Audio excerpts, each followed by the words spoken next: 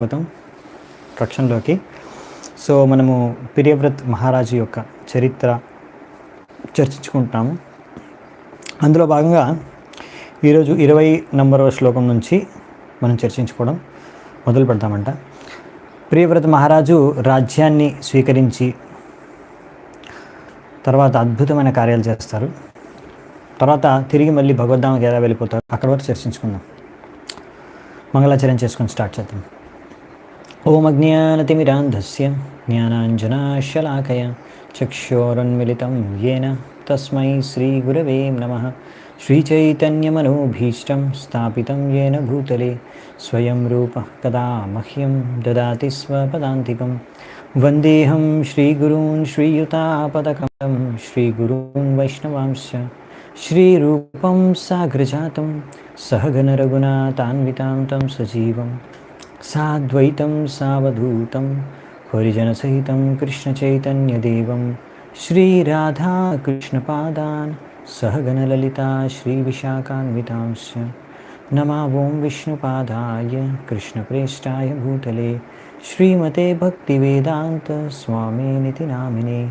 నమస్తే సారస్వతే దేవే గౌరవాణి ప్రచారిణి నిర్విశేష శూన్యవాది పాశ్చాత్యదేశతారిణి.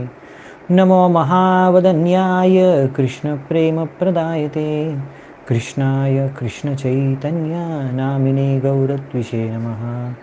హే కృష్ణ కరుణా సింధు దీనబంధు జగత్పతే గోపేశ గోపికాకాంత రాధాకాంత నమోస్తుతే. తప్తకాంచన గౌరాంగే రాధే వృందావనేశ్వరీ వృషభానుసుతే దేవి ప్రణమామి హరిప్రియే.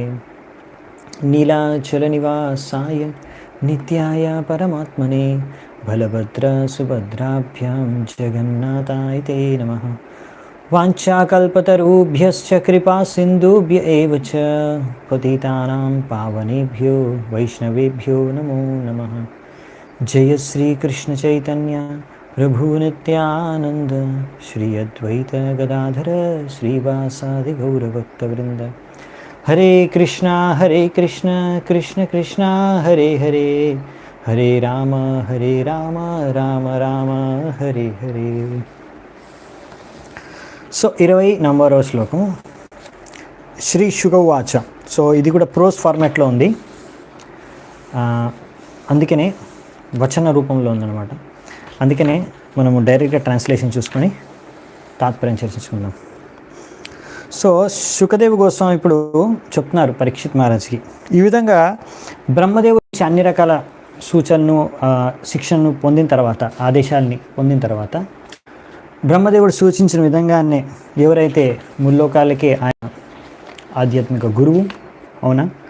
సో అందుకనే ప్రియవ్రత్ మహారాజు అర్థం చేసుకొని బ్రహ్మదేవుడి ముందు నేను చాలా చిన్నవాడిని సో అనేసి బ్రహ్మదేవుడికి ప్రణామాలు అర్పించుకొనేసి ఆయన ఇచ్చిన ఆదేశాన్ని స్వీకరించి ఎంతో శ్రద్ధతో సమ్మానపూర్వకంగా దాన్ని ఆ ఆదేశాన్ని స్వీకరించి నిర్వహించడం మొదలుపెట్టారు. సో ఒక గొప్ప భక్తుడి యొక్క లక్షణం ఏంటంటే గురువు యొక్క ఆదేశాన్ని సంపూర్ణమైన శ్రద్ధతో సమ్మానపూర్వకంగా ఆదేశాన్ని పాటించడం. అలా గురువు గారి దగ్గర నుంచి కానీ అలా గురువు గారి దగ్గర నుంచి అలా పరంపరలో వచ్చిన ఆదేశాన్ని మనం పాటించాలి. అది ఒక మంచి భక్తుడి యొక్క లక్షణం. ఇక్కడ బ్రహ్మదేవుడు నారదముని యొక్క గురువు, నారదముని వచ్చేసి ప్రియవ్రతుడి యొక్క గురువు. సో అలా గురువు యొక్క గురువు అనమాట. ఆయన ఆదేశాన్ని ఇప్పుడు పాటించారు ప్రియవ్రతుడు. సో ఇది మనం నేర్చుకుంటున్నాం ఆయన యొక్క ఈ వ్యవహారం ద్వారా. సో నెక్స్ట్ శ్లోకంలో ఈ విధంగా దాని తర్వాత ప్రియవ్రతుడు ఆదేశాన్ని స్వీకరించి ప్రణామాలు అర్పించుకున్న తర్వాత బ్రహ్మదేవుడు ఇంకా మనువు కూడా ఎంతో చక్కగా ఆయన కూడా బ్రహ్మదేవుడిని పూజించారు, ఆరాధించుకున్నారు. దాని తర్వాత ఇంకా నారదముని బ్రహ్మదేవుడిని దర్శించుకుంటూ ఏమాత్రం వాళ్ళ దాంట్లో ఇంకా హృదయంలో ఏమాత్రం ఇలాంటి భావన లేదు. అయ్యో మేము ఇక్కడ నారదముని ఉన్నాడు, నారదముని ప్రియవ్రతుడికి చెప్పారు, నువ్వు వివాహం చేసుకోవాల్సిన అవసరం లేదు, అన్ని త్యాగం చేసేసి సంపూర్ణంగా ఇక్కడే భక్తి చేసుకోవాలి అన్నీ వదిలేసి. ప్రియవ్రతుడు కూడా అలాగే చేద్దాం అనుకుంటున్నాను. ఇప్పుడు వాళ్ళిద్దరూ అనుకున్న దానికి విరుద్ధంగా ఇప్పుడు బ్రహ్మదేవుడు ఆదేశం ఇచ్చి ఇప్పుడు ప్రియవ్రతుడు దాన్ని పాటిస్తున్నా కానీ వాళ్ళ లోపల హృదయంలో ఏమాత్రం బ్రహ్మదేవుడి పట్ల ఎటువంటి దురభిప్రాయం లేదనమాట. లేకపోతే అరే మా మిషన్ ఫెయిల్ అయిపోయింది, నేను రాజ్యాన్ని వదిలేసి ఇక్కడ సంపూర్ణంగా భక్తి చేసుకుందాం అనుకున్నాను, బ్రహ్మదేవుడు వచ్చేసి ఇలా ఇన్స్ట్రక్షన్ ఇచ్చేసి నాకు ఆదేశం ఇచ్చేసి నా మొత్తం నేను చేయలేకపోతున్నాను అనే ఎటువంటి బాధ, సంకోచం, సంశయం ఎటువంటివి ఏమీ లేవు హృదయంలో. ఈ విధంగా ఇంకా ప్రియవ్రతుడిని తన తండ్రి యొక్క ఆదేశాన్ని పాటించే విధంగా చేసిన తర్వాత తన కార్యం దేనికోసమైతే బ్రహ్మదేవుడు వచ్చాడో ఇక్కడికి ఆ కార్యం పూర్తయిపోయింది. అందుకని మళ్ళీ ఆయన తిరిగి సత్యలోకానికి వెళ్ళిపోయాడు. సో ఆ సత్యలోకం ఎటువంటిదంటే దాన్ని మనం మన మనస్సు ద్వారా, మన యొక్క తెలివితేటల ద్వారా మనం ఎంత కష్టపడ్డా దాన్ని ఎప్పుడూ అర్థం చేసుకోలేము సంపూర్ణంగా. మన మనస్సు యొక్క ఆలోచన శక్తికే అతీతంగా ఉంటుంది సత్యలోకం, ఎక్కడైతే బ్రహ్మదేవుడు ఉంటాడు. సో ఈ విధంగా ఒక విధంగా చెప్పాలంటే బ్రహ్మదేవుడు ఇప్పుడు ప్రియవ్రతుడు నేను బ్రహ్మచారిగా ఉండి భక్తి చేసుకుంటాను అని గంధమాదన పర్వతం దగ్గరికి వెళ్తే ఇప్పుడు ఆయన యొక్క ఈ వ్రతాన్ని భంగపరిచాడు ఒక విధంగా చెప్పాలంటే బ్రహ్మదేవుడు. సో అయినా కానీ నారదముని ప్రియవ్రతులు ఇద్దరు కూడా బ్రహ్మదేవుడి పట్ల ఎటువంటి చెడు భావన కానీ ఎటువంటి నిరుత్సాహం కానీ వాళ్ళకు కలగలేదు. ఇదన్నమాట. నారదముని కూడా ఎప్పుడు అనుకోలే, అరే నేను ఇంత ప్రచారం చేసి వీడిని బ్రహ్మచారి చేసేసి వీడిని ఇక్కడికి వెళ్ళి సంపూర్ణంగా భక్తి చేసుకోవడానికి నేను ప్రేరణ ఇచ్చి ఆదేశాలు ఇచ్చి మొత్తం గైడెన్స్ శిక్షణ ఇస్తే ఈ బ్రహ్మదేవుడు వచ్చేసి మొత్తం నేను ఇచ్చిన మొత్తం ట్రైనింగ్ కానీ నేను చేసిన ప్లాన్ అంతా కూడా వృధా అయిపోయింది, చేసేసాడు అని అలా అనుకోలేదు ఇప్పుడు నారదముని కూడా. ఇదే ఇక్కడ గొప్పతనం అన్నమాట, గొప్ప భక్తుల యొక్క లక్షణం ఇప్పుడు ఇస్తున్నారు. సో ఆ విధంగా నెక్స్ట్ శ్లోకంలో స్వయంభూమును దాని తర్వాత ఈ విధంగా బ్రహ్మదేవుడి యొక్క సహాయంతో తను ఏదైతే కోరుకున్నాడో ప్రియవ్రతుడు ఇంకా రాజ్య బాధ్యతలను స్వీకరించి రాజ్యాన్ని పరిపాలించాలి, విశ్వాన్ని పరిపాలించాలనే ఆ కోరిక ఇప్పుడు ఆయన తీరిపోయింది బ్రహ్మదేవుడి యొక్క సహాయంతో. సో ఈ విధంగా ఇప్పుడు నారదుని యొక్క అనుమతి తీసుకొని తన కొడుకైన ప్రియవ్రతుడికి ఇంకా సంపూర్ణ బాధ్యతలు, విశ్వాన్ని పరిపాలించడానికి, అన్ని లోకాలని పరిపాలించడానికి ఆ బాధ్యతను ఆయనకు అప్పచెప్పి ఇప్పుడు ఇటువంటి బాధ్యతను అప్పచెప్పిన తర్వాత ఆయనకి ఎంతో రిలీఫ్ కలిగిందంట. అమ్మయ్య ఇప్పుడు నా బాధ్యత అంతా ఆయనకు అప్పచెప్పేశాను, ఇప్పుడు నేను నిశ్చింతగా ఇంకా నేను ఈ భౌతిక ప్రపంచంలో ఈ భౌతిక విషయాల్లో భౌతిక కోరికల నుంచి అన్నిటి నుంచి ముక్తుడైపోగలను అనేసి ఆయన ఎంతో ప్రశాంతంగా ఫీల్ అయ్యారంట, రిలాక్స్గా ఫీల్ అయ్యారంట. సో స్వయంభూమని ఇలా ఆలోచించారు లోపల. సో ఇక్కడ మనకు అర్థమయ్యేది ఏంటంటే ప్రియవ్రతుడికి ఇక్కడ రాజుని చేసింది ఏదో చిన్న దేశానికో చిన్న ప్రదేశానికో కాదు, అన్ని లోకాలకి, అన్ని గ్రహాలకి. సో ఆయనకి అలాంటి బాధ్యత ఇచ్చారు. చిన్న బాధ్యత కాదు, చాలా పెద్ద బాధ్యత. ధారామండల అని ఇక్కడ రాశారు. ధారామండల అంటే అది మొత్తం ఒక ప్లానెట్ అన్నమాట. అంటే ఇప్పుడు పృథ్వీ ఇది కూడా ధారామండల అనమాట. ఇక్కడ ఏం రాశారంటే ఆయన్ని అఖిల ధారామండల అంటే అన్ని రకాల గ్రహాలకి ఆయన్ని రాజుగా అధిపతిగా చేశారంట. సో ఈ విధంగా మొత్తం విశ్వాన్ని పరిపాలించడానికి ఆయనకు బాధ్యతను అప్పచెప్పారు. మామూలుగా అది ఎవరిచ్చారు? స్వయంభూమను స్వయంగా బాధ్యతను ఇచ్చేశారు. అక్కడ స్వయంభూమను నేను ఎలాగైనా సరే ఈ బాధ్యతను ఆయనకి ఇచ్చేసి నేను సంపూర్ణంగా దీని నుంచి ముక్తి పొంది సంపూర్ణంగా భక్తి చేసుకోవాలి ఆయన కోరుకుంటున్నాడు. ప్రియవ్రతుడు కూడా నేను ఈ బాధ్యత నాకు వద్దు, నేను సంపూర్ణంగా బ్రహ్మచారిగా ఉండేసి భక్తి చేసుకుందామని ఆయన అనుకుంటున్నాడు. సో ఇది ఇంత గొప్ప పదవి, ఎంత పెద్ద పదవి, విశ్వంలోనే అన్నిటికన్నా ఒక ఉన్నతమైన పదవి. ఇద్దరు కూడా దాని పట్ల ఆసక్తి లేదు, మనుకి కూడా ప్రియవ్రతుడికి కూడా. అదే ఈ భౌతిక ప్రపంచంలో అయితే ఈ రాజకీయ నాయకులు ఉంటారు కదా, చిన్న చిన్న పదవుల కోసం కొట్టుకుంటారు, చచ్చే వరకు ఆ పదవిని వదలరు, అలా పదవిలో ఉండి చచ్చిపోతారు ముసలోళ్ళు అయిపోయి. సో అది తేడా ఇక్కడున్న రాజకీయ నేతలకి, రాజకీయ నాయకులకి, అసలైన నాయకులు భగవంతుడి భక్తులకి. ఇంకా చెప్పాలంటే రాజకీయ నాయకులు ఒక్కొక్క దగ్గరికి వెళ్ళి ఎలాగైనా పదవి దక్కించుకోవడానికి ఎన్నో రాజకీయాలు చేస్తారు, ఎంతోమందిని వెళ్ళి వేడుకుంటారు, ఇంటింటికి వెళ్ళి మాకు ఓటేయండి ఓటేయండి అని అడుక్కుంటారు. ప్రభుపాల్ వారు రాశారు ఇక్కడ. కానీ ఇక్కడ మనం చూస్తున్నాము బ్రహ్మదేవుడు వచ్చి చెప్తున్నాడు ప్రియవ్రతను, ఓ ప్రియవ్రత నువ్వు ఈ పదవిని స్వీకరించు అని. సో ఇది తేడా.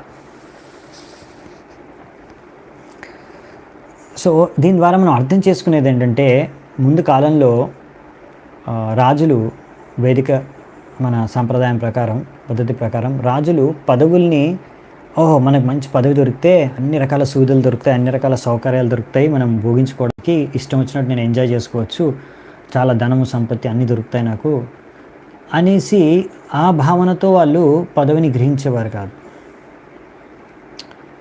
సో వాళ్ళు ఇది ఒక సేవ, భగవంతుడికి ఇది ఒక సేవ, నేను చేసే ఒక సేవ, ప్రజల సంక్షేమం, ప్రజల్ని రక్షించడం, ధర్మాన్ని రక్షించడం. సో దీనికోసం వాళ్ళు పదవిని స్వీకరించి ఒక బాధ్యతగా దాన్ని స్వీకరించి నిర్వర్తించేవారు. ఇప్పుడు నాయకులకి ధర్మం అంటేనే తెలియదు. సో పదవి ఎందుకు కావాలి? ఆ పదవి ఉన్నంత కాలం ఎంత దోచుకోగలిగితే అంత దోచుకొని, ఎంత వెనక్కేసుకోగలిగితే అంత వెనక్కేసుకొని, అలా దేశాన్ని ముంచేసి ప్రజలందరినీ ముంచేసి అలా 5 ఏళ్ళు 10 ఏళ్ళు ఎన్నేళ్ళు చేయగలిగితే అన్నేళ్ళు, అది లక్ష్యం. సో అందుకనే పదవి కావాలి. సో తేడా ఇదన్నమాట. సో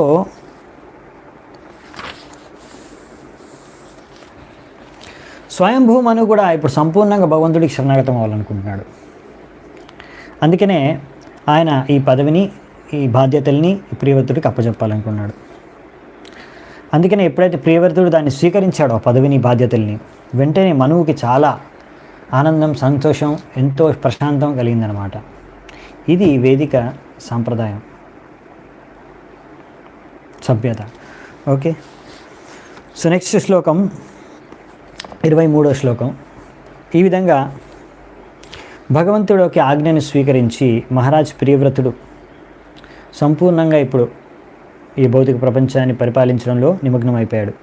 అయినా కానీ ప్రతి సమయం ఆయన మనస్సులో భగవంతుడి పైన, భగవంతుడి పాదపద్మాలని ఆయన తలుచుకుంటూనే ఉన్నాడు. ఆయన మనస్సు ఎప్పుడు, ధ్యానం ఎప్పుడు భగవంతుడి పాదపద్మాల పైన ఉంది. అలాగే ఆయన మొత్తం ప్రపంచాన్ని కూడా పరిపాలిస్తున్నాడు. ఎందుకంటే ఈ భగవంతుడి ధ్యానం చేసుకుంటేనే కదా ఈ భౌతిక ప్రపంచం మించి మీకు ముక్తి లభించేది.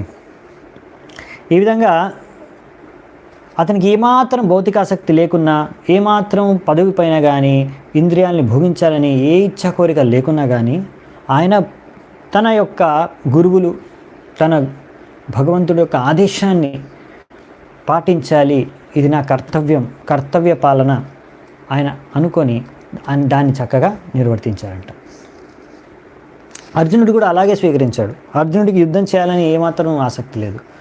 నాకేమీ రాజ్యం వద్దు, నాకేమీ భోగించాలని ఆసక్తి లేదు, నాకేమీ ధనం వద్దు, నేనేమి రాజు అవ్వాలనుకోవట్లేదు, నాకేమి యుద్ధం చేయడానికి అందుకే ఇంట్రెస్ట్ లేదు, ఆసక్తి లేదు. కానీ భగవంతుడు అన్నాడు, నేను చెప్తున్నాను నువ్వు యుద్ధం చేయి, నాకు కావాలి నువ్వు యుద్ధం చేయడం.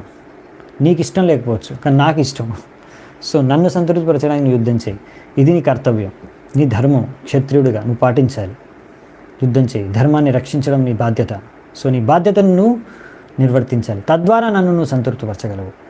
సో భగవంతుడిని సంతృప్తిపరచడానికి అర్జునుడు యుద్ధం చేశాడు. అంతేగాని ఆయనకి రాజ్యం పట్ల కానీ ధనం పట్ల కానీ ఏమాత్రం లోభం ఉండి కాదు. సో అలాగే ప్రియవ్రతుడు కూడా భగవంతుడు గురువుల యొక్క ఆదేశాన్ని పాటిస్తూ ఆయన ఈ భౌతిక ప్రపంచాన్ని మళ్ళీ అన్ని రకాల బాధ్యతలు తీసుకొని చక్కగా పరిపాలిస్తున్నారు అన్నమాట. సో ఈ విధంగా నారాయణ పరా సర్వే నకుతశ్చన బిభ్యతి స్వర్గాపవర్గ నరకేష్వపి తుల్యార్థదర్శిన. సో భక్తుడు ఏంటంటే అస్సలు భయపడ్డు. భగవంతుడి ఆదేశం ఏంటి అది నేను పాటించాలి అంతే. భగవంతుడి ఆదేశం పాటించడానికి స్వర్గానికి వెళ్ళాలన్నా, నరకానికి వెళ్ళాలన్నా, ఎక్కడికి వెళ్ళాలన్నా భయపడ్డు భక్తుడు. సో అదే ఇక్కడ ప్రియవ్రతుడు ఆయన ముక్త జీవి, శుద్ధ భక్తుడు, ఆయనకి ఏమీ అవసరం లేదు, ఆయనకి ఏమాత్రం ఆసక్తి లేదు. అయినా కానీ ఆయన ఈ యొక్క భౌతిక కార్యాల్లో నిమగ్నం అయిపోయాడు, అన్నీ చక్కగా నిర్వర్తిస్తున్నాడు అనమాట. మహాభాగవత భక్తుడైనా కానీ ఆయనకి ఏమీ పని లేదు ఈ భౌతిక ప్రపంచంతో, అయినా కానీ భౌతిక ప్రపంచాన్ని పరిపాలిస్తున్నాడు. అంటే ఆయన పరమహంస స్థాయి నుంచి కొంచెం కింద స్థాయికి వచ్చి ఇప్పుడు పనిచేస్తున్నారన్నమాట భౌతిక ప్రపంచంలో. సో అందుకని అలాగే మహాభాగవత్ భక్తులు వాళ్ళకి ఈ భౌతిక ప్రపంచంతో ఏం పని లేకున్నా కానీ వాళ్ళు కూడా ఈ భౌతిక ప్రపంచానికి వచ్చి కిందికి దిగొచ్చి అందరికీ భగవంతుడి గురించి ప్రచారం చేస్తారు. అది అందరి బాగు కోసం, అందరికీ మేలు చేయాలనే ఉద్దేశంతో. దాని తర్వాత మరి ప్రియభరత్ మహారాజు రాజ్య బాధ్యతల్ని స్వీకరించిన తర్వాత ఆయన బర్హిష్మతి సో బర్హిష్మతి అనే ఒక కన్యను వివాహం చేసుకున్నారు. ఆమె ఎవరు అంటే విశ్వకర్మ యొక్క కూతురు అన్నమాట. విశ్వకర్మ యొక్క కూతురు, ప్రజాపతి విశ్వకర్మ యొక్క కూతురు బర్హిష్మతి. ఆమెను వివాహం చేసుకొని ఆమె గర్భం నుంచి 10 మంది కొడుకుల్ని కన్నాడు. ఇంకా లాస్ట్ ఒక కూతుర్ని కన్నారు అనమాట. ఈ ఎవరైతే కుమారులు ఉన్నారో వాళ్ళందరూ కూడా సౌందర్యంలో, చరిత్రలో, క్యారెక్టర్లో, ఉదారతలో, ఇలా అన్ని లక్షణాల్లో ఈ యొక్క ప్రియవ్రతుడికి సమానంగా ఉన్నారంట. అలాగే ఆ లాస్ట్ పుట్టిన కూతురు పేరు వచ్చేసి ఊర్జస్వతి. సో ఈ విధంగా ఆయనకి మొత్తం 11 మంది సంతానం బర్హిష్మతి రాణి నుంచి లభించిందనమాట ప్రియవ్రతుడికి. సో ఇదనమాట యాక్చువల్లీ ప్రిన్సిపల్ ఏంటంటే, ఎప్పుడైనా ఒకరు గృహస్థగా ఇంట్లో ఉండాలంటే, గృహస్థుడు అంటే గృహంలో ఉండాలి అంటే మీరు వివాహం చేసుకోవాలి. వివాహం చేసుకొని అలా భార్య పిల్లలతో ఉండాలన్నమాట. చైతన్య మహాప్రభు కూడా అదే చెప్పారు. అందుకనే చైతన్య మహాప్రభు మొదటి భార్య చనిపోయినప్పుడు తన తల్లి మళ్ళీ నువ్వు ఇంకొక వివాహం చేసుకోవాలి అంటే ఆయన అంగీకరించి ఇంకో వివాహం చేసుకున్నాడు. ఎందుకంటే గృహస్థ జీవితం అంటే భార్య ఉండాలి, భార్య లేకుంటే ఇంకేం గృహస్థ జీవితం అది. సో అందుకే అన్నమాట అదే మనకి ఇక్కడ చైతన్య మహాప్రభు చెప్పారన్నమాట తన జీవిత శిక్షణ ద్వారా.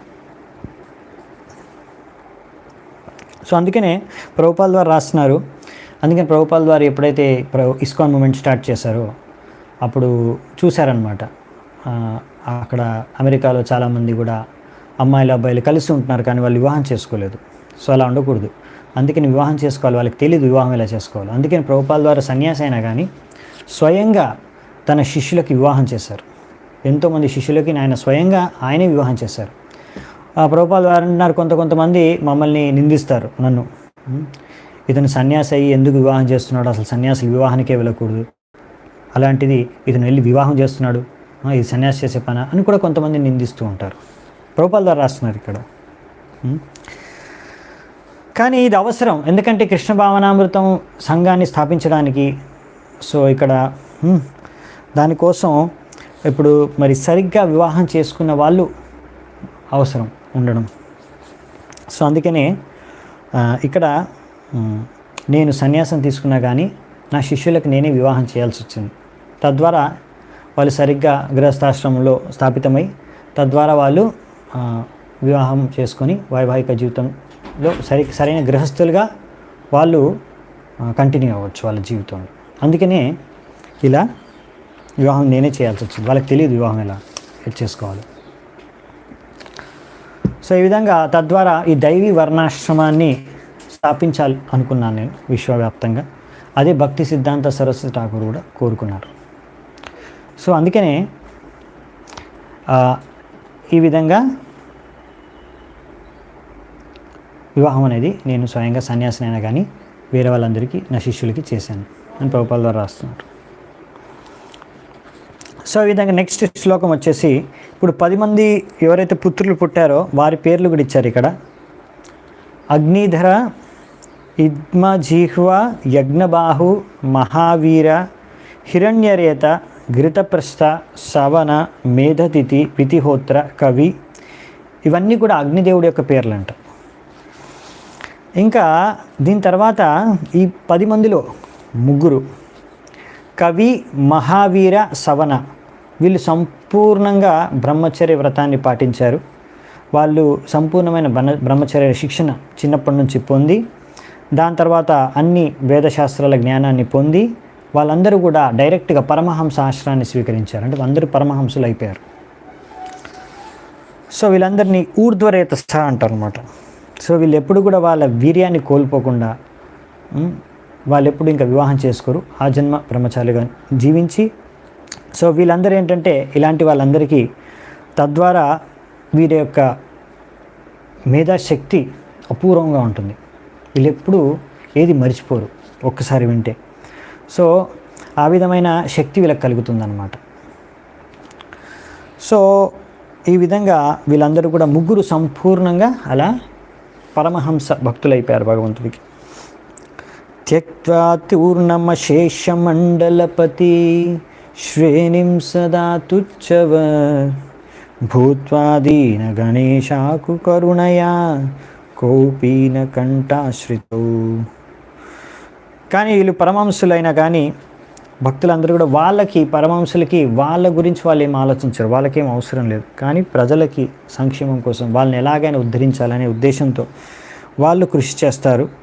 అన్ని త్యాగం చేసేసి భౌతికంగా వాళ్ళందరూ కూడా దీనికోసం కృషి చేస్తారు. అలాగే మన షడ్గోస్వామిలు కూడా, వాళ్ళు కూడా అందరూ పరమహంసలు. వాళ్ళు యాక్చువల్లీ పెద్ద పెద్ద పదవుల్లో ఉండేవారు, మినిస్టర్ పదవుల్లో. అన్ని త్యాగం చేసేసి సంపూర్ణంగా గోస్వామిలు అయిపోయి బృందావనంలో ఉండి చైతన్య మహాప్రభు యొక్క ఆదేశాలని పాటించి ఎన్నో గ్రంథాలని రచించారు, ఎంతో ప్రచారం చేశారు.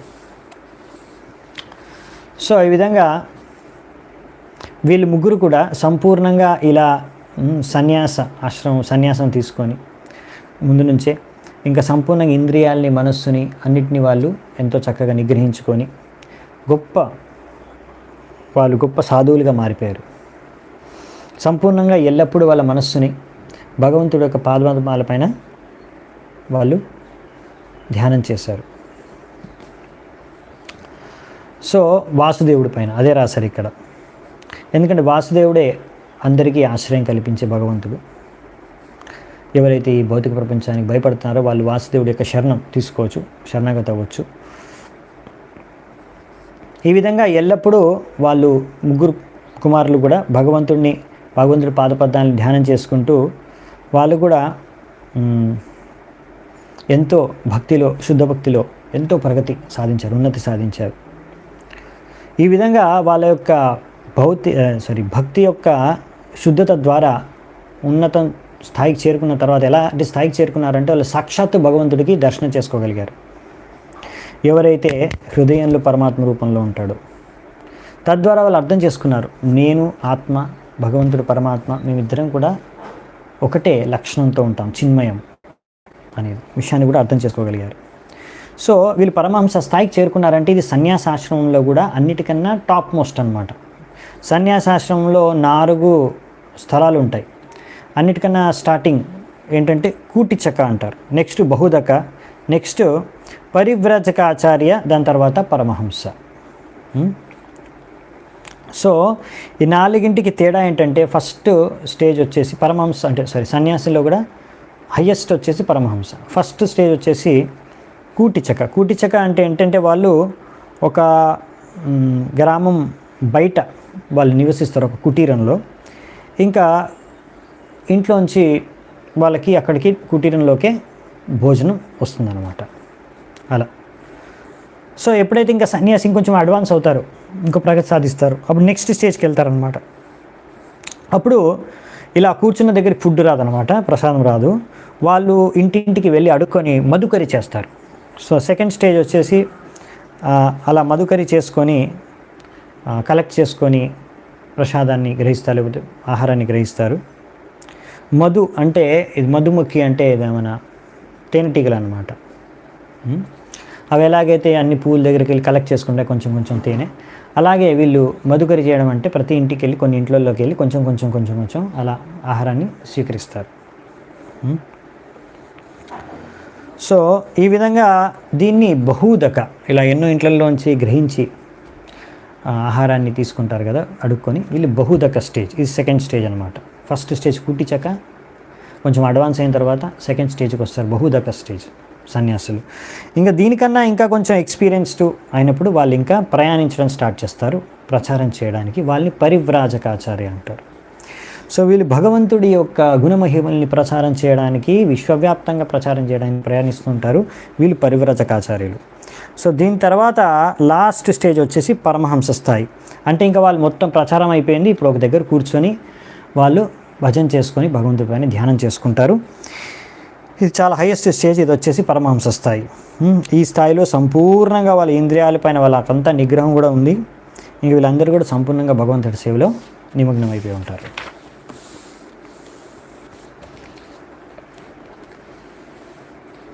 సో ఇక్కడ అందుకనే ఇక్కడ రాశారు ఉపశమశీల అని రాశారు. వీరు ముగ్గురు అంటే సంపూర్ణంగా వీళ్ళు ఇంద్రియాలని నిగ్రహించుకున్నారు సంపూర్ణంగా. సో వీళ్ళు గొప్ప సాధువులు, గొప్ప మహా సాధువులుగా మారిపోయారనే విషయాన్ని మనం అర్థం చేసుకోవచ్చు అని రాస్తున్నారు. సో ఇంకా ప్రియవ్రత మహారాజుకి ఇంకొక భార్య కూడా ఉందన్నమాట. ఇంకొక స్త్రీని కూడా వివాహం చేసుకున్నారు ఆయన. ఆ భార్య నుంచి, రెండవ భార్య నుంచి 3 కుమారులు ఆయనకు పొందారు. వారి పేరు వచ్చేసి ఉత్తమ, తామస, ఇంకా రైవత. సో వీళ్ళందరూ కూడా తర్వాత మన్వంతర తర్వాత మనువులుగా వాళ్ళు పరిపాలించారు. వాళ్ళు కూడా తర్వాత మనువులు వాళ్ళే అయ్యారు. తర్వాత మనువులు ఉత్తమ, తామస, రైవత. ఎందుకంటే మనకు తెలుసు కదా, బ్రహ్మదేవుడి ఒక్క రోజులో మొత్తం 14 మనువులు ఉంటారు, అవునా? సో అలా అందులో 3 మనువులు ఇక్కడ వీళ్ళే, ప్రియవ్రత యొక్క 3 కుమారులు. సో నెక్స్ట్ వచ్చేసి ఇప్పుడు కవి, మహావీర, సవన వీళ్ళు 3 కూడా సంపూర్ణంగా పరమహంస స్థాయిలో వాళ్ళందరూ కూడా చేరుకున్నారు. తర్వాత ఈ మహారాజు ప్రియవ్రత మాత్రం ఇప్పుడు పరిపాలిస్తున్నారు. ఆయన మొత్తం 11 అర్బుదాల సంవత్సరాల పరిపాలన చేశారు. అదెంత అనేది మనం చూద్దామంట, నెక్స్ట్ ఇస్తారు. సో ఆయన ఎంత బాగా పరిపాలించారంటే, ఆయన ధనస్సు తీసుకొని బాణం తీసుకొని ఎక్కుపెట్టగానే ఆ చూసే ఆయన భయపడి ఎంతో దూరం పారిపోయేవాళ్ళు. ఎవరైతే అధర్మిలు, ధర్మానికి విరుద్ధంగా పాపాత్ములు ఉంటారో, రాజులు కానీ ఎవరైనా మనుషులు కానీ, వాళ్ళందరూ కూడా ఆయన్ని చూసి భయపడి వెళ్ళిపోయారు. అంతా ఆయన పరాక్రమశాలి అనమాట. ఆయన అంత శక్తిశాలి, సామర్థ్యం. మనం చూద్దామంట, ఇంకా కొన్ని వర్ణిస్తారు ఆయన ఎంత గొప్ప కార్యాలు చేశారు ఈరోజు. సో ఈ విధంగా ఆయన ఎంతో చక్కగా, ఆయనకి ఎవ్వరూ తిరుగులేరు, ఎదురులేరు ఆయన పరిపాలనకి. ఆయన్ని ఎదురించే శక్తి, ఓడించే శక్తి, ఆయనతో తలపడే శక్తి ఒక్కరికి కూడా లేదు మొత్తం ప్రపంచంలో. సో అలా ఎంతో చక్కగా ఆయన పరిపాలించినారు అన్నమాట. సో ఆయన యొక్క భార్య భరిష్మతిని కూడా ఎంతో ప్రేమపూర్వకంగా ఆ భార్యతో వ్యవహరించేవారు.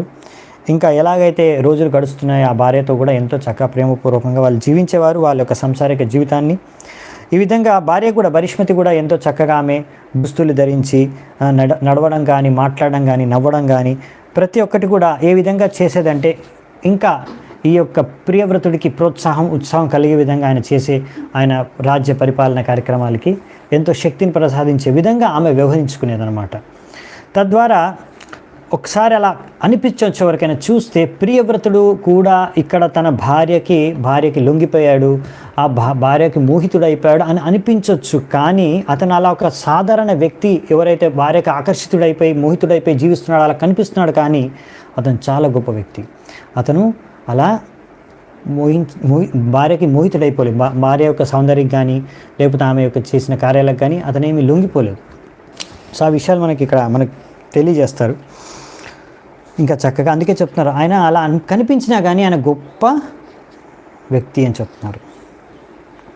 యాక్చువల్లీ ఇది వర్ణాశ్రమ ధర్మంలో భాగం అన్నమాట.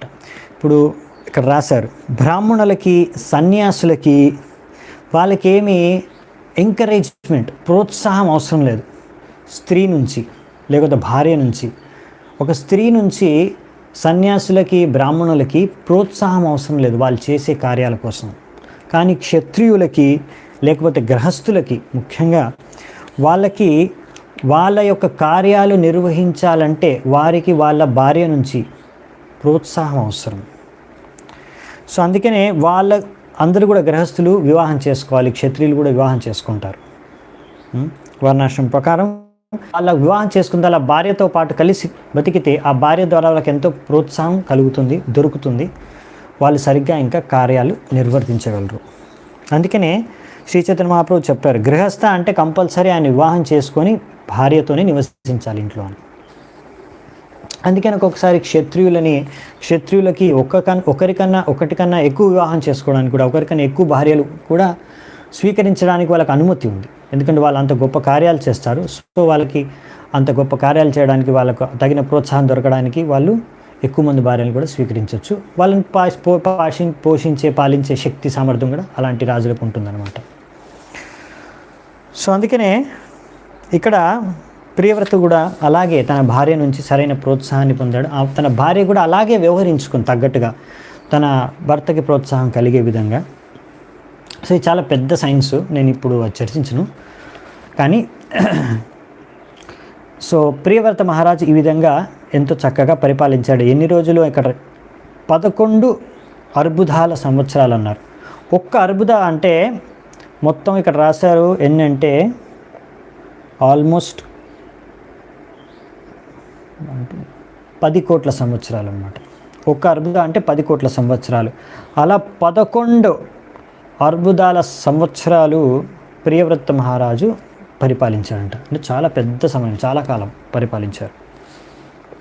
సో మరి ఇలా నెక్స్ట్ శ్లోకంలో చెప్తున్నారు, ఇలా పరిపాలించేటప్పుడు ప్రియవ్రత మహారాజు ఒకసారి ఆయన ఇలా పరిపాలించేటప్పుడు ఆయన వెళ్తున్నాడు, పరిక్రమ చేస్తున్నప్పుడు ఆయన చూశాడు ఈ సూర్యుడి యొక్క పరిక్రమ ద్వారా ఆయన డిస్సాటిస్ఫై అయ్యాడనమాట, నిరుత్సాహపడ్డాడు. ఎందుకంటే ఇలా సూర్యదేవుడు సుమేరు పర్వతాన్ని చుట్టూ పరిక్రమ చేస్తున్నప్పుడు తన రథం పైన, అప్పుడు అలాగే ఆయన అన్ని చోట్ల వెలుగుని ప్రసాదిస్తూ ఉన్నారు. కానీ ఎప్పుడైతే సూర్యుడు ఉత్తరం వైపు, సుమేరు పర్వతానికి ఉత్తరం వైపు వెళ్ళేవారో అప్పుడు దక్షిణం వైపు చాలా తక్కువ లైట్ వచ్చేదన్నమాట అక్కడ. అలాగే ఎప్పుడైతే దక్షిణం వైపు వెళ్ళేవారో అప్పుడు ఉత్తరం వైపు తక్కువ లైట్ అక్కడ దొరికేది, అక్కడ ఉండే లోకాలకు కానీ వాసులకు కానీ. సో అందుకనే ప్రియవ్రత మహారాజు అనుకున్నాడు, అదేంటి ఒక సైడు, ఏ సైడ్ సూర్యుడు ఉంటే ఆ సైడు లైట్ ఉంటుంది, ఇంకో సైడ్ లైట్ ఉండట్లేదు. అన్ని చోట్ల అన్ని సమయాల్లో లైట్ ఉండాలి, వెలుతురు ఉండాలి. సో అన్ని సమయాల్లో అన్ని చోట్ల వెలుతురు ఉండాలి అనే విధాన్ని ఆలోచించి అతను ఏం చేశాడంటే ఆ సూర్యుడు ఏ విధంగా రథం పరిక్రమ చేస్తుందో అదే మార్గాన్ని అనుసరించి ఆయన కూడా ఎక్కడెక్కడ సూర్యుడు వెలుతురు ఇవ్వలేకపోతున్నాడో ఆ చోట్ల కూడా ఆయన వెలుతురు ఇచ్చాడు. అంటే రాత్రి ఎక్కడవుతుందో అక్కడ కూడా దాన్ని పగలు చేసేసాడు. ఇటువంటి అద్భుతమైన కార్యాన్ని ప్రియవ్రత మహారాజ్ చేశాడనమాట. ఎందుకు అంటే ఇంత శక్తి ప్రియవ్రత మహారాజ్ దగ్గర ఉంది. ఎలా వచ్చిందంటే ఆయన భగవంతుని అలా ఆరాధించాడు కనుక. సో బెంగాలీలో ఇలా ఒక సామెత ఉందన్నమాట, ఎవరినైనా ఇలా పొగడ్డానికి, అతను ఎంత శక్తివంతుడు అంటే ఆయన దినాన్ని రాత్రి చేసేయగలడు, రాత్రిని పొద్దున్న చేసేయగలడు. సో దినాన్ని రాత్రి చేసేయగలడు, రాత్రిని దినం చేసేయగలడు.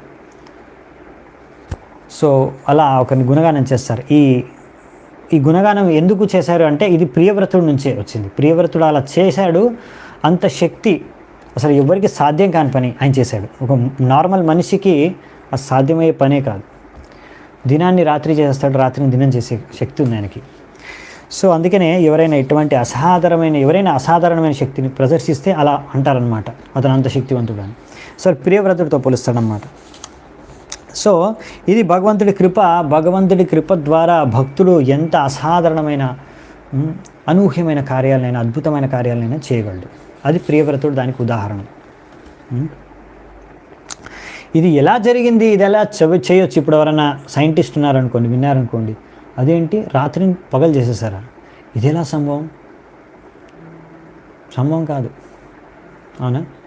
సో సైంటిస్టులు ఎంత తల కొట్టుకున్నా కానీ వాళ్ళకి ఇది అర్థం కావు సైన్స్ ఇలాంటివి. సో అలాంటి అద్భుతమైన విషయాలు శాస్త్రాల్లో ఉన్నాయి. సైన్స్ వాళ్ళకి తెలియదు. ఇక్కడ మనకు చెప్తున్నారు ఏంటి, సూర్యుడు తిరుగుతున్నాడు రథంలో అని. సూర్యుడు తిరగడం ఏంటి? ఇప్పుడున్న సైంటిస్టులు అనుకుంటారు సూర్యుడు ఒకే చోటు ఉంటాడు అంతే ఫిక్స్, మన భూమి మాత్రమే తిరుగుతుంది. కాదు, మన శాస్త్రం నేర్పిస్తుంది భూమి కూడా తిరుగుతుంది, సూర్యుడు కూడా తిరుగుతున్నాడు, రెండు తిరుగుతున్నాయి. సో ఈ విషయమే మన సైంటిస్టులకి ఇప్పటివరకు అర్థం కాలేదు. సో మన సైన్స్ చాలా బ్యాక్వర్డ్ అనమాట ఆ విధంగా. సో మనం చూడొచ్చు ఇక్కడ ఇప్పుడు సైంటిస్టులు చేయలేని పనుల్ని ప్రియవ్రత మహారాజు ఎప్పుడో చేసి చూపించేశాడు. సో ఈ విధంగా సూర్యుడు 6 నెలలు సుమేరు పర్వతానికి ఉత్తరం వైపు ప్రయాణిస్తాడు, 6 నెలలు దక్షిణం వైపు ప్రయాణిస్తాడు. అవునా? అందుకని ఆ విధంగా సమ్మరు, వింటరు ఇక అన్నీ కలుగుతూ ఉంటాయి.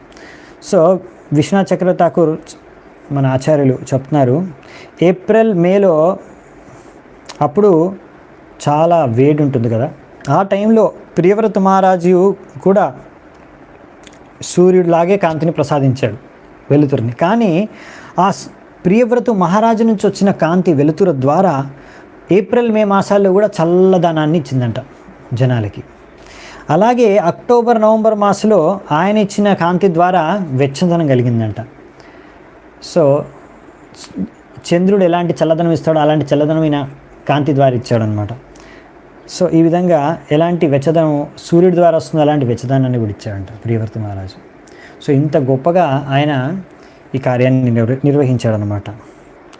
సో ఈ విధంగా అన్ని వైపులా తన శక్తిని ప్రియవ్రత మహారాజు మొత్తం ప్రపంచం, మొత్తం విశ్వం అంతా కూడా ప్రదర్శించారు. ఇంకా సో ప్రియవ్రత మహారాజు ఈ సూర్యుడి వెనకాలే ఆయన రథం కూడా వెళ్తుందన్నమాట. సో ఇలా సూర్యుడి వెనకాల ఆయన రథం కూడా అదే సేమ్ పరిక్రమ చేస్తూ ఏం జరిగిందంటే ఈ యొక్క రథం యొక్క చక్రాల ద్వారా ఆ చక్రాలు అలా తిరిగి అక్కడ ఏం జరిగిందంటే ఎంత పెద్ద గుంతలు, పెద్ద లోతుగా గుంతలు తయారైపోయాయంటే అక్కడ ఆ యొక్క చక్రాల యొక్క నడవడం వలన ఆ ప్లేస్లో సముద్రాలు పుట్టుకొచ్చాయి.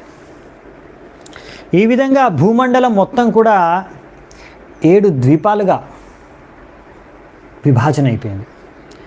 సో ఈ భూమండలంలో 7 ద్వీపాలు ఉన్నాయి. ఈ 7 ద్వీపాలు అసలు ఎవరు క్రియేట్ చేశారు, ఎవరు సృష్టించారు? 7 ద్వీపాలు ప్రియవ్రత మహారాజు తన రథం మీద ప్రయాణిస్తూ 7 ద్వీపాలని సృష్టించేశారు. మనము ప్రతిరోజు ఎవరైతే బ్రాహ్మణ దీక్ష తీసుకున్నారో, అంటే 2వ దీక్ష అయిపోయిందో, గాయత్రి దీక్ష, ఎవరికైతే గాయత్రి మంత్రం దక్కిందో వాళ్ళ గురువు నుంచి, వాళ్ళు ప్రతిరోజు 3 సార్లు 3 సంధ్యల్లో గాయత్రి జపం చేసుకుంటారు, గాయత్రి మంత్రం. సో ఈ గాయత్రి మంత్రం అందరికీ తెలుసు. ఒకటైతే ఓం భూర్భువస్వః తత్సవితుర్వరేణ్యం. సో ఓం భూర్భువస్వః అంటే ఇక్కడ ఏంటంటే ఇక్కడ భూలోకం, భూలోకం ఉంది, భూలోకం పైన భూవర్లోకం ఉంది, భూవర్లోకం పైన స్వర్గలోకం ఉంది. ఇవన్నీ లోకాల్లో కూడా వీటన్నిటిని కూడా నియంత్రించేది ఎవరు? సవిత అంటే ఎవరు? సూర్యుడు. అవునా? ఇక్కడ అందరికీ వెలుతురు ప్రసాదించి వీళ్ళందరినీ కూడా నియంత్రిస్తారు సూర్యుడు. ఆ సూర్యుడికి మనము యాక్చువల్లీ గాయత్రి మంత్రం ద్వారా ప్రతిరోజు సూర్యోదయం సమయంలో మనం గాయత్రి మంత్రం జపం చేసి భగవంతుడు సూర్యుడికి మనము ఈ విధంగా ఆరాధించుకుంటాం. సో ఇక్కడ ఎందుకు చెప్పామంటే ఇది, సో ఈ భూమండలం ఇదనమాట. ఈ భూమండలంలో ఇది భూలోకం. వీటన్నిటికీ కూడా సూర్యుడు వెలుతురు ఇస్తాడు. ఇక్కడ ప్రభుపాదులు రాశారు ఆ విషయాన్ని. సో ప్రియవ్రత మహారాజు సో ఇలా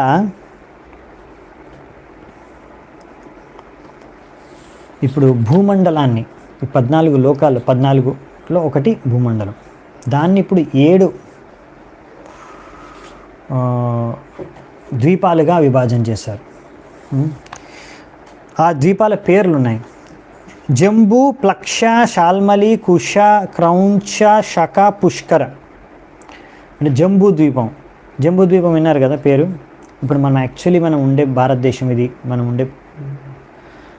ఈ భారతదేశం ఇది, మనం ఉండే ఈ ప్లానెట్ యాక్చువల్లీ జంబూ ద్వీపంలో ఉంటుందన్నమాట.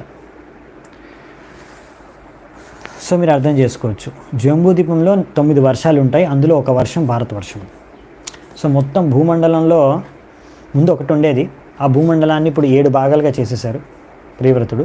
అందులో ఫస్ట్ అంటే మధ్యలో ఉండేది జంబూ ద్వీపం. ఆ జంబూ ద్వీపంలో 9 వర్షాలు ఉన్నాయి. ఆ 9 వర్షాల్లో ఒక వర్షం భారతవర్షం. ఆ భారతవర్షం అంటే మొత్తం ఇప్పుడున్న మన వరల్డ్ అంతా వస్తుంది.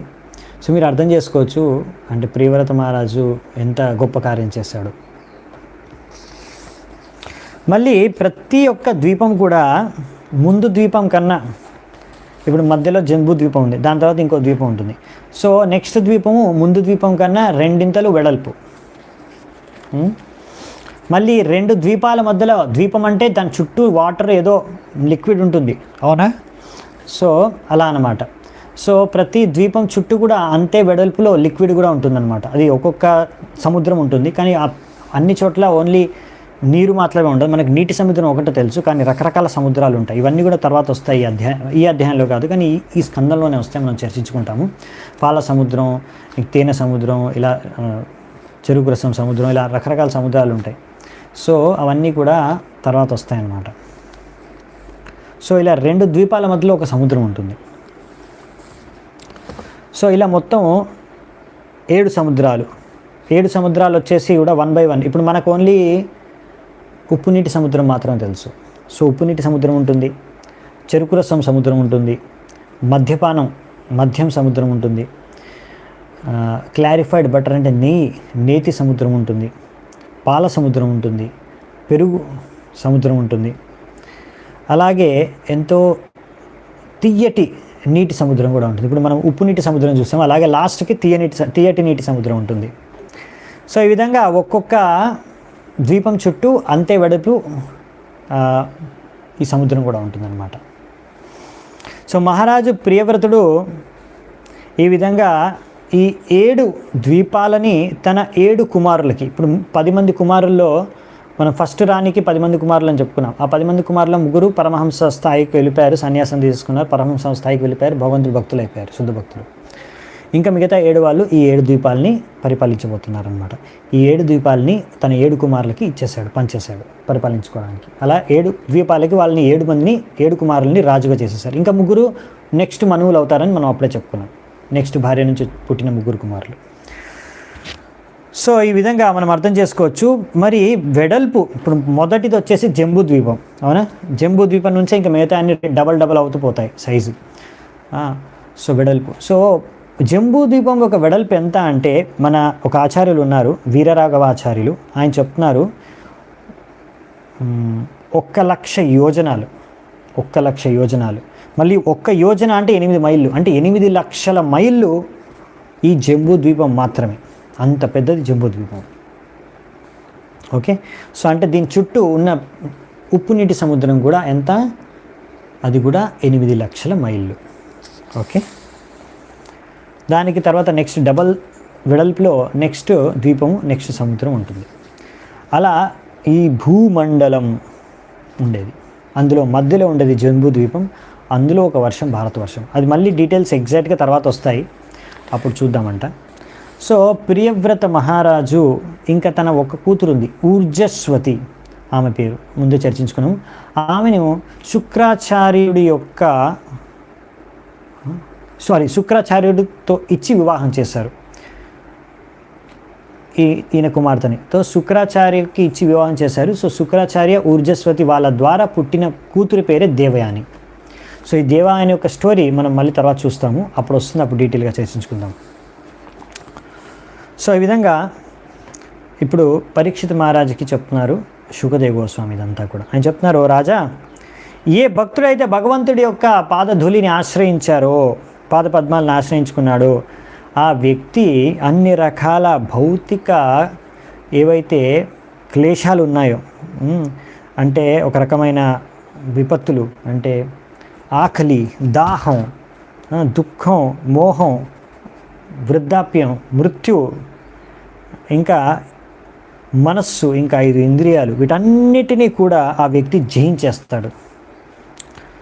అందుకనే ప్రియవ్రతుడు వంటి శుద్ధ భక్తుడు అంటే ఇవన్నీ జయించగలడు. కాబట్టి ప్రియవ్రతుడికి ఇటువంటి అద్భుత కార్యాలు చేయడం, ఆయన గొప్ప భక్తుడు, శుద్ధ భక్తుడు, భగవంతుడు ఒక శుద్ధ భక్తుడు, కాబట్టి ఇదేమి గొప్ప విషయం కాదు అన్నట్టుగా చెప్తున్నారు. అంటే భగవంతుడు యొక్క భక్తులకి ఏదైనా సాధ్యం, ఎందుకంటే వాళ్ళు ఇంద్రియాల్ని, మనస్సుని, ఆకలిని, మృత్యువుని అన్నింటినీ జయించేశారు. సో ఇలాంటి అద్భుతాలు చేయడం తప్పకుండా ఈ ప్రియవ్రత మహారాజుకి వర్తిస్తుంది అని, సంభవం అని. ఎందుకంటే వారు అనుకోవచ్చు, ఇంత అద్భుత కార్యాలు ఎలా చేయగలుగుతారు ఒక వ్యక్తి అని. ఎవరైతే భగవంతుడికి శరణాగతులు అవుతారో వాళ్ళు చేయగలరు.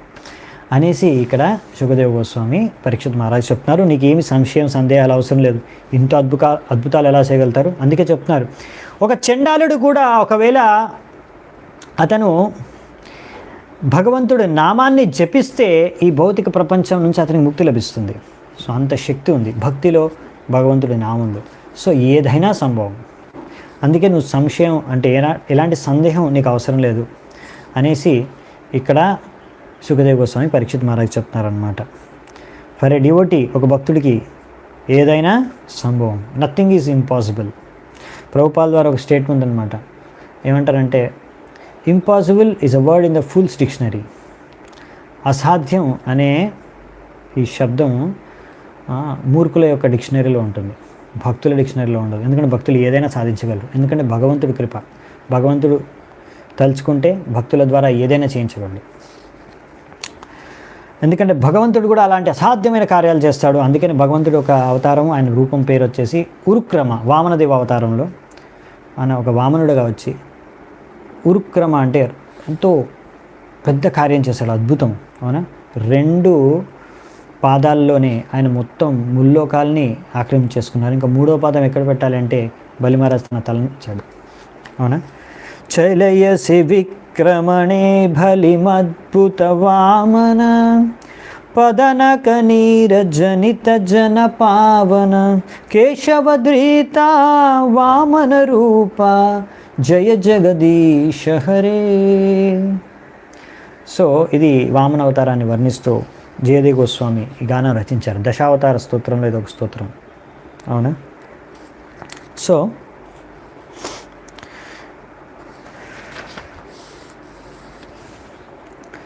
అందుకనే సో ఇక్కడ విశేషత ఏంటంటే భగవంతుడి నామము, భక్తి, దీని యొక్క శక్తి ఏంటనేది ఇక్కడ చెప్తున్నారు శుకదేవ గోస్వామి పరీక్షిత్ మహారాజ్కి. సో సనాతన గోస్వామి అందుకే చెప్తారు, ఒక చండాలుడైనా సరే ఒకవేళ అతనికి సరైన ప్రామాణికమైన వైష్ణవ గురువు నుంచి దీక్ష లభిస్తే, ఆ దీక్షా విధానం ద్వారా ఆ వ్యక్తికి మంత్రోపదేశం కలిగితే, ఆ వ్యక్తి హరినామాన్ని జపిస్తే శుద్ధతతో అపరాధాలు చేయకుండా అతను కూడా ఈ యొక్క భౌతిక ప్రపంచం నుంచి ముక్తి పొందగలడు. ఇంకా అన్ని రకాల, అంతేకాకుండా చాలామంది అంటారు చండాలుడు అలా బ్రాహ్మణుడు అవుతాడు, పుట్టుకతోనే బ్రాహ్మణుడు అయి ఉండాలి అంతే. చండాలుడు బ్రాహ్మణుడు అవ్వాలంటే అతని శరీరాన్ని మార్చాల్సిందే, అంటే మళ్ళీ జన్మెత్తాల్సిందే అని జనాలు అంటారు కొంతమంది. కానీ ఇక్కడ ఏమంటారంటే ఈ యొక్క శ్లోకం ఉంది, సనాతన గోస్వామి అంటారు, యథా కాంచనతాం యాతి కాంస్యం రసవిధానతః తథా దీక్షా విధానేన ద్విజత్వం జాయతే నృణాం. అంటే దీక్షా విధానం ద్వారా ఎలాగైతే ఒక కాంస్యం కూడా మెర్క్యూరీ కాపర్ కలిసి ఒక రియాక్షన్ ద్వారా అది గోల్డ్ తయారవుతుంది. సో అలాగే ఈ యొక్క గురువు యొక్క ఆదేశం, దీక్ష ద్వారా ఒక చండాలుడు కూడా ఇలా ఒక శుద్ధ భక్తుడి యొక్క ద్వారా దీక్ష లభిస్తే ఆ చండాలుడు కూడా హరినామాన్ని జపించి అతను కూడా తన శరీరాన్ని మార్చేసుకోవచ్చంట. శరీరం అనేది మారిపోతుందంట యాక్చువల్లీ. ఇది మనకు కనిపించకపోవచ్చు, మనం చదివింది ఎక్కడ శరీరం మారిపోయింది, దీక్ష అయిపోయిన తర్వాత కూడా అదే శరీరం ఉంది కదా. శరీరం బయట నుంచి అలాగే ఉంది, కానీ శరీరం అంటే ఓన్లీ ఒకటే కాదు, ఇది మనకు కనిపించేది స్థూల శరీరం, కానీ దీని లోపల ఉంది సూక్ష్మ శరీరం. ఈ స్థూల శరీరానికి కారణమయ్యేది ఏంటంటే సూక్ష్మ శరీరం. ఈ విషయం మనం గ్రహించాలి ముందు. మనకి ఎందుకు ఈ స్థూల శరీరం లభించింది అంటే, మనము పోయిన జన్మలో మన సూక్ష్మ శరీరం అలా మారిందనమాట. సూక్ష్మ శరీరం ఇలా కోరుకుంది, సూక్ష్మ శరీరంలో ఉన్న కోరిక, ఇచ్ఛ అనుసారంగానే మనకి శరీరం లభించింది. సో ముఖ్యమైనది ఏంటంటే స్థూల శరీరం, ఎలాంటి స్థూల శరీరం మనకు ఉన్నదన్నది కాదు, ముఖ్యమైనది ఏంటంటే మనకు ఎటువంటి సూక్ష్మ శరీరం అన్నది ముఖ్యమైన విషయం. అర్థమవుతుందా? సో సూక్ష్మ శరీరము మారిపోతుంది. సూక్ష్మ శరీరంలో ముఖ్యమైనది ఏంటంటే మనస్సు. ఒకవేళ మనము భక్తి మార్గంలోకి వచ్చి మనస్సు గనక భగవంతుడి పాదపద్మాల పైన భక్తి మార్గంలో భగవంతుడి పైన నిమగ్నమైపోతే భగవంతుడి సేవలో, అప్పుడు మన సూక్ష్మ శరీరమే మారిపోతుంది. ఇంకా మనకు ఈ భౌతిక కోరికలు, భౌతిక వాసనలు, భౌతిక ఇచ్ఛలు ఉండవు కనుక మనకి నెక్స్ట్ భౌతిక శరీరం, స్థూల శరీరం లభించదు. అలా మనసు సంపూర్ణంగా భగవంతుడి చింతనలో ఉంటే నెక్స్ట్ మనకు డైరెక్ట్గా చిన్మయ ఆధ్యాత్మిక శరీరం లభిస్తుంది. అవునా? సో అందుకే మనము డైరెక్ట్గా భగవద్ధామానికి వెళ్ళిపోవచ్చు. సో అందుకనే ఇలా మన సూక్ష్మ శరీరం అనేది మారిపోతుంది కనుక ఇలా మారిపోతుంది. సో మనకు బయట నుంచి కనిపించకపోవచ్చు శరీరం మారుతున్నట్టు, కానీ లోపల నుంచి మారిపోయింది శరీరం. సో బయట శరీరం డీటెయిల్ అలా అనమాట. సో ఈ విధంగా ఇప్పుడు మహారాజ్ ప్రియవ్రతుడు ఆయనకి ఇప్పుడు ఎన్నో శక్తి సామర్థ్యం అంతా ఉంది. అన్ని శక్తి సామర్థ్యాన్ని సంపూర్ణమైన శక్తితో ఆయన ప్రభావాన్ని చూపిస్తూ భోగిస్తూ ఈ విధంగా అని ఆలోచించసాగాడంట. ఒకసారి నేను నారదునికి సంపూర్ణంగా శరణాగతుని అయ్యాను, ఇంకా సంపూర్ణంగా కృష్ణ భక్తుని పాటించుకునేవాడిని, కానీ మళ్ళీ ఎలాగో ఈ యొక్క భౌతిక కార్యాల్లో నిమగ్నం అయిపోయాను. సో అందుకనే అని అనుకుంటున్నాడు అనమాట. ఇంకా ఇప్పుడు చాలా అయిపోయింది, చాలాసేపు బాధ్యతలు నిర్వహించడం, చాలా బాధ్యతలు నిర్వహించేశాను, ఈ మనస్సు అంతా ఈ భౌతిక కార్యాల్లోనే ఇవి నిర్వహించడంలోనే పడిపోయింది. ఇప్పుడు అందుకే నేను ఎలాగైనా సరే ఇవన్నీ త్యాగం చేయాలి అని త్యాగం చేసేస్తాను అన్నిటినీ, ఇంకా బాధ్యతల్ని అనే ఆలోచన తన మనసులోకి వచ్చేసింది అనమాట. సో ఇలా త్యాగం చేసేసి అన్నీ భగవంతుడికి భక్తి చేసుకోవాలి సంపూర్ణంగా అని అనుకుంటున్నాడు. సో ఇలా ఎవరైనా సడన్గా వాళ్ళ బాధ్యతల్ని త్యాగం చేసేసి భగవంతుడికి భక్తి చేసుకుంటే అది సరైందా కాదా? అది భాగవతంలో ఒక శ్లోకం ఉంది, ప్రభుపాల్ ద్వారా రాస్తున్నారు. త్యక్త్వా స్వధర్మం చరణాంబుజం హరేర్ భజన్న పక్వోతపతే తతో యది అత్ర క్వవాభద్రమభూదముష్య కిం కో వార్తాప్తో భజతాం స్వధర్మతః. అంటే విషయం ఏంటంటే, ఒకవేళ అన్ని వాళ్ళ స్వధర్మాన్ని, తన ధర్మాన్ని, అంటే వాళ్ళు ఏ బాధ్యతలు, ఏ కార్యాలు, కర్తవ్యాలు అన్నీ త్యాగం చేసేసి సంపూర్ణంగా ఎవరైనా భగవంతుడి యొక్క చరణాలపైన ఆశ్రయించారనుకోండి, సంపూర్ణమైన భజన చేసుకున్నారు భగవంతుడికి. ఒకవేళ ఆ భజన పరిపక్వత సాధించలేకపోయి సంపూర్ణ ఉన్నతమైన స్థాయికి చేరుకోలేకపోయి మధ్యలోనే ఏదో కారణంగా అతను పతనమైపోయాడు అనుకోండి భక్తి జీవితం నుంచి, అయినా కానీ అతనికి ఏమాత్రం లోటు లేదు, ఏమాత్రం లాస్ లేదు. సో ఏమాత్రం ఆయన నష్టపోలేదు. అలాంటిది మీరు భౌతిక కార్యాలు ఎంతో చక్కగా నిర్వహించి మెటీరియల్ చాలా సక్సెస్ఫుల్ అయ్యారు అంటే అన్నీ చేశారు, బాగా అన్ని బాధ్యతలు బాగా నిర్వహించారు, భౌతిక కార్యాలన్నీ చక్కగా చేశారు, అద్భుతంగా చేశారు. ఏం లాభం అంటే ఇక్కడ పాయింట్ ఏంటంటే, ఎంతో మీరు అద్భుతంగా కార్యాలు మీరు భక్తి చేసుకోకుండా, పాయింట్ ఏంటంటే మీరు భక్తి చేసుకోకుండా భౌతిక కార్యాలన్నీ, భౌతిక బాధ్యతలన్నీ చక్కగా నిర్వహించారు మొత్తం జీవితాంతం అంతా పర్ఫెక్ట్గా. ఇంకొక వ్యక్తి ఉన్నాడు, అతను భక్తి చేసుకోవాలని అన్నీ వదిలేసి భక్తి మార్గంలోకి వెళ్ళిపోయాడు, కానీ సరిగ్గా భక్తి కూడా చేసుకోలేకపోయి పతనం అయిపోయాడు. ఎవరు బెటరు? అలా మొత్తం వదిలేసి భగవంతుడికి వెళ్ళి భక్తి చేసుకొని పతనం అయిపోయినాడు చాలా బెటరు, అన్నీ పర్ఫెక్ట్గా భౌతికంగా చేసిన వాడి కన్నా. అది మన శ్లోకం చెప్తుంది. ఈ విషయాన్ని మీరు అర్థం చేసుకోగలరా? ఇది భక్తికి ఉన్న శక్తి. సో అఫ్కోర్స్ ఇక్కడైతే ప్రియవ్రత మహారాజు తన కార్యాలని కూడా, బాధ్యతలను అన్నీ చక్కగా నిర్వహించారు. దీని తర్వాత ఇప్పుడు ఇంకా సమయం వచ్చిందేను అన్నీ త్యాగం చేసి సంపూర్ణంగా భగవంతుడి భక్తి చేసుకోవాలి అని అనుకుంటున్నారు.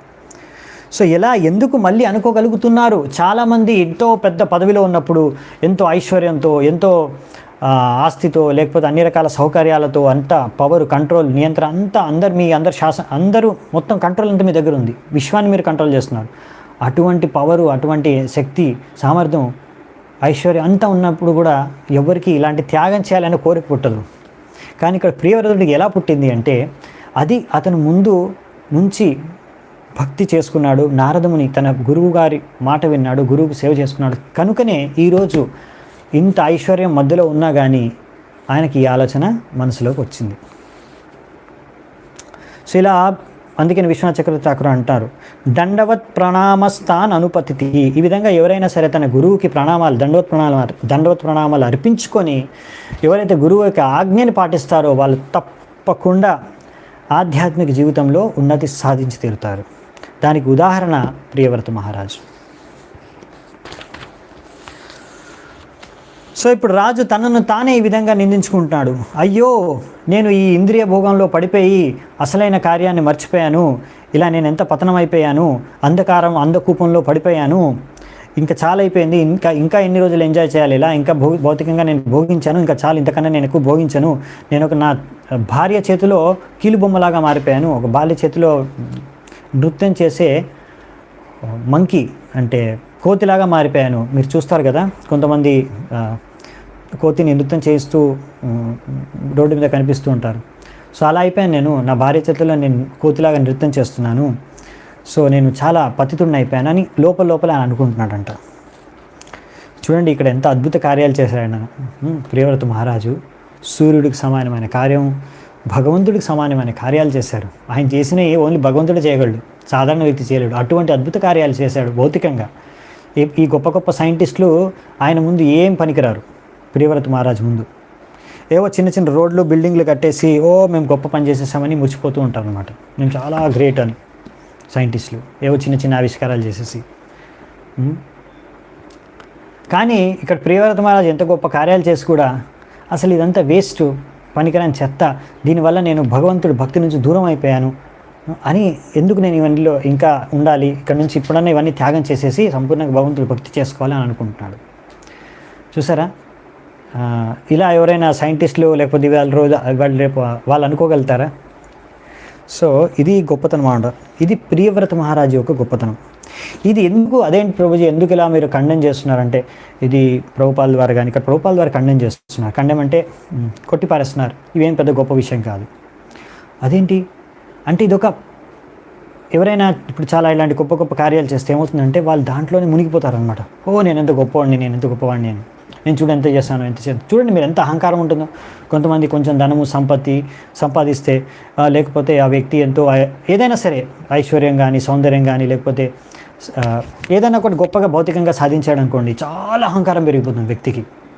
నేను చాలా గొప్ప అనుకుంటాడు. అతని వ్యక్తి భక్తి చేసుకోలేడు. జన్మైశ్వర్య శృత శ్రీబిర్ ఏదమానా మదహ్పుమాన్ నైవర్హత్య విధాతుం వై త్వామ కించన గోచరం. కుంతిమార్ అని అంటుంది, ఇలాంటి గొప్ప జన్మ లభిస్తే, గొప్ప ఐశ్వర్యం లభిస్తే, గొప్ప సామర్థ్యం లభిస్తే, గొప్ప సౌందర్యం లభిస్తే, గొప్ప పాండిత్యం లభిస్తే ఆ వ్యక్తులు ఇదొక బాధ అయిపోతుంది వాళ్ళకి. ఇవన్నీ కూడా గొప్ప జన్మ, ఐశ్వర్యం, సౌందర్యం, విద్య ఇదంతా కూడా ఒక అడ్డంకి అయిపోతుంది భక్తి చేసుకోవడానికి ఒక వ్యక్తికి. ఎందుకంటే అతను అనుకుంటాడు నేను చాలా గొప్ప, నా దగ్గర ఏదో గొప్ప విషయం ఉంది. సో అందులోనే మునిగి తేలుతూ ఉంటాడు అనమాట. సో అందుకనే త్వామకించిన గోచరం, ఎవరైతే అనుకుంటాడు నా దగ్గర ఏం లేదు, అంతా భగవంతుడే నాకు దిక్కు అని అతన్ని భగవంతుడి శరణాగతులు అవ్వవాళ్ళు. సో ఇవన్నీ ఉన్నా కానీ ఇవి అర్థం చేసుకోగలిగాడు. ఇవన్నీ నాకు ఒక అడ్డంకిగా మారిపోయాయి, ఇవన్నీ కూడా దీనివల్ల నేను భగవంతుడిని భక్తి చేసుకోలేకపోతున్నాను సంపూర్ణంగా, అందుకే ఇవన్నీ నేను వదిలేయాలి అని ప్రియవ్రత మహారాజ్ ఆలోచిస్తున్నాడు అనమాట. ఇదంతా కూడా ఆయన నారదమునికి చేసుకున్న గురు భక్తి, గురు సేవ, దాని యొక్క కృపా ఫలితం, నారదముని యొక్క శిక్షణ ఫలితం. ప్రియవ్రత మహారాజు ఇటువంటి సమయంలో కూడా భగవంతుని తలుచుకోగలుగుతున్నాడు, నారదముని తలుచుకోగలుగుతున్నాడు, భక్తి సంపూర్ణంగా చేసుకోవాలని అనుకుంటున్నాడు. సో అదే ఆలోచనతో అలా భగవంతుడి కృపతో మహారాజ్ ప్రియవ్రతుడు సంపూర్ణంగా జాగృతుడైపోయి ఇంకా ఆయన ఉన్న మొత్తం సంపదను కూడా తన పుత్రులందరికీ సమానంగా పంచేశారంట. అంతేకాకుండా తన భార్యను కూడా వదిలేశారు. ఎందుకంటే ఇప్పుడు చాలా అయిపోయింది, ఇంకా రాజ్యము, పిల్లలు, భార్య అందరినీ వదిలేశారు, త్యాగం చేసేసారు. మొత్తం ఏమాత్రం ఇంకా ఆయన దేని పట్ల కూడా ఆయనకు ఆసక్తి ఉంచుకోలేదు.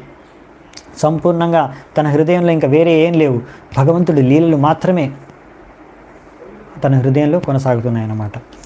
ఆ విధంగా ఇప్పుడు సంపూర్ణంగా మళ్ళీ కృష్ణ భావనామృతంలోకి వచ్చేసాడు. సంపూర్ణంగా ఇప్పుడు మళ్ళీ కృష్ణ భక్తి చేసుకుంటున్నాడు.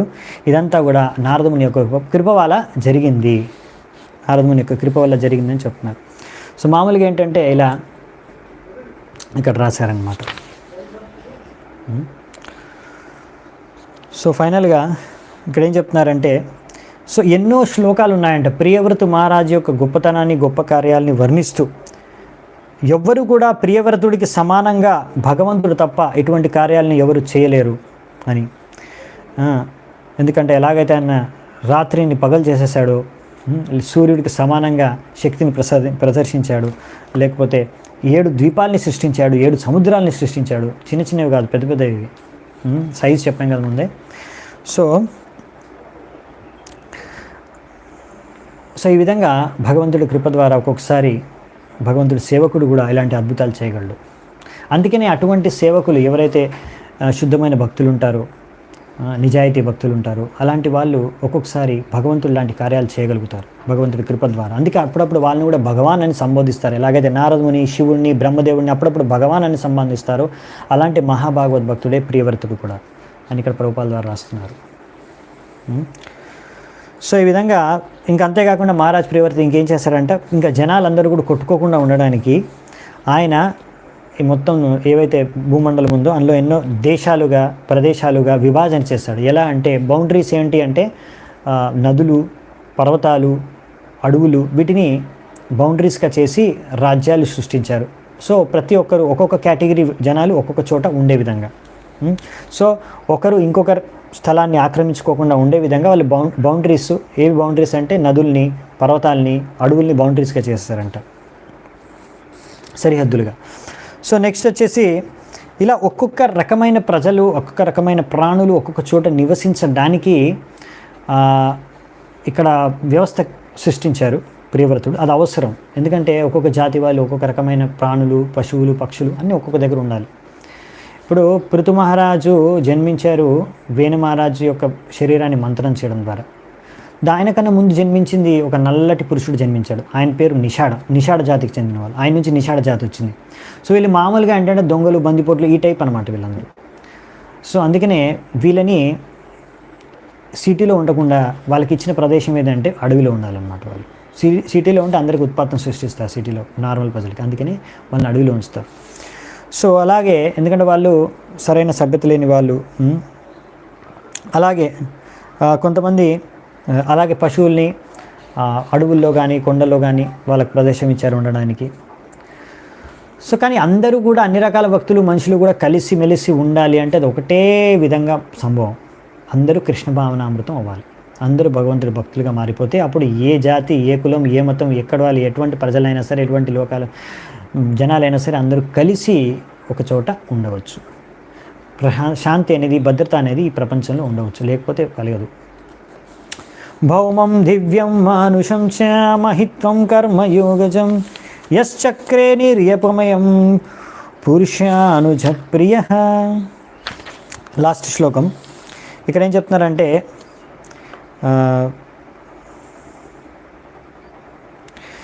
నారదుని యొక్క అనుచరుడిగా మహారాజ్ ప్రియవ్రతుడు, నారదుని యొక్క గొప్ప శిష్యుడిగా ఆయన ఇవన్నీ కూడా ఏవైతే ఐశ్వర్యాలు, సౌకర్యాలు లభించాయో ఆయన యొక్క కార్యాల ద్వారా, ఇవన్నీ కూడా శక్తులు కానీ, సిద్ధులు కానీ, ఇవన్నీ కూడా నరకంతో సమానం అనిపించిందంట. సో ఈ విధంగా ఆయనకి ఇవన్నీ కూడా నరకంతో సమానం అంట. నరకం, స్వర్గం ఇవన్నీ లేవు, నరకవాసం, ఇవన్నీ ఆయనకు సంబంధం లేవు అన్నమాట, దీనికి అతీతం. ఇప్పుడు ఇవన్నిటికీ భౌతిక ఇటువంటి అన్నిటికీ ఎంతోమందికి ఆసక్తి ఉంటుంది. అరే దీన్ని వదిలేసుకోగలరు ఒకరు, వీటి పట్ల ఎలా ఆసక్తి లేకుండా ఒకరు ఉండగలరు. ఎంత ఐశ్వర్యం పట్ల కానీ, ఆస్తి పట్ల కానీ, సంపద పట్ల కానీ, పదవి పట్ల కానీ. దానికి ఒక వ్యక్తికి, ఆ వ్యక్తి ఏ వ్యక్తి అయితే భక్తి యొక్క రసాన్ని ఆస్వాదించాడు, భక్తిలో ఉన్న ఆనందాన్ని ఆస్వాదించాడు, భక్తి రుచిని చూశాడు, ఆ వ్యక్తి మాత్రమే భౌతిక ఆసక్తిని, భౌతిక ఆస్తుల్ని, భౌతిక సంపదను వదులుకోగలడు. అసలు దాని పట్ల ఆసక్తే కలగదు. సో ఇక్కడ ప్రియవ్రతుడు అలా భగవంతుడి యొక్క భక్తి రుచిని చూశాడు కనుక ఆయన వీటన్నిటిని ఎంతో సునాయాసంగా వదిలేసి ఇవన్నీ నరకంలా కనిపించాయంట ఆయనకి. సో అదనమాట. సో మనం ఎలాగైనా సరే అందుకనే భగవంతుడికి భక్తి చేసుకొని అలా భక్తిలో ఆనందాన్ని రుచి చూడడానికి ప్రయత్నించాలి. అదొక్కటే మార్గం అన్నమాట. మనం భక్తిలో ఆనందం పొందగలిగితే అప్పుడు భౌతిక ఆనందం గురించి మనం ఆలోచించాలన్నమాట. సో అది దీంతో ఈ అధ్యాయం పూర్తవుతుంది. నెక్స్ట్ అధ్యాయంతో మళ్ళీ మనం కలుద్దామంట, 2వ అధ్యాయంతో. అప్పటి వరకు సెలవు. చాలా చాలా ధన్యవాదాలు మీ అందరికీ. శీల ప్రభుపాదకి జై. గ్రంథరాజ్ శ్రీమద్ భాగవతం की जय. సమవేత గౌరభక్త వృందికి జై. నితాయ్ గౌర్ సితనాథ్ ప్రేమానందే హరి హరి గోకుల్.